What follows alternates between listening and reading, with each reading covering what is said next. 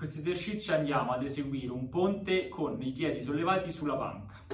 Ora, per fare questo esercizio, la prima cosa a cui dobbiamo fare tanta attenzione è quella di appoggiare il centro della pianta del piede sulla panca e non il tallone, altrimenti l'esercizio cambia. Quindi ci sdraiamo a terra a pancia sopra, appoggiamo il centro della pianta del piede sulla panca o sulla sedia se state lavorando a casa o su qualsiasi superficie rialzata che potrebbe essere un divano o qualsiasi altra cosa. Mi sdraio a terra, giro le braccia o meglio i palmi delle mani verso l'alto in modo da aprire bene le spalle. Da questa posizione devo spingere con i piedi verso il basso, quindi mi raccomando a non spingere in avanti altrimenti la panca o la sedia si solleva.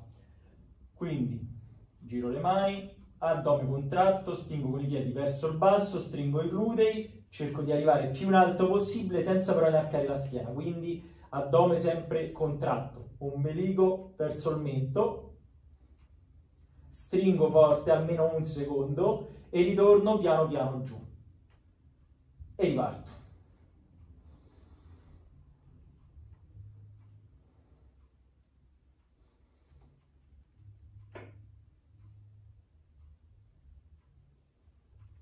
Mi raccomando, se lo fate a casa, cercate di fissare la sedia, che è quella che si usa più spesso, contro la parete, in modo che se all'inizio avete difficoltà a spingere verso il basso, vi viene ancora da spostare la sedia, non scivolate voi in avanti.